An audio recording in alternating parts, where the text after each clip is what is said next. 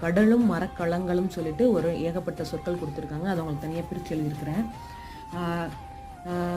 கடலை குறிப்பதற்கு ஆழி, ஆறுகளி, முன்னீர், வாரணம். வாரணம்னா கடலாம்.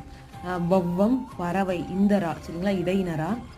புணரி 3 சுழினா ஞாபகம் வைத்துக்கோங்க. ஆழி, ஆறுகளி, முன்னீர், வாரணம், பவ்வம், பறவை, புணரி இதெல்லாம் கடலை குறிக்கிற சொற்கள்.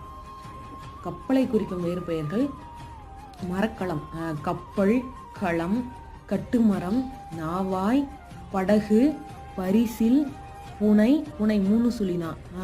தோணி 3 சுழி இது தோணி.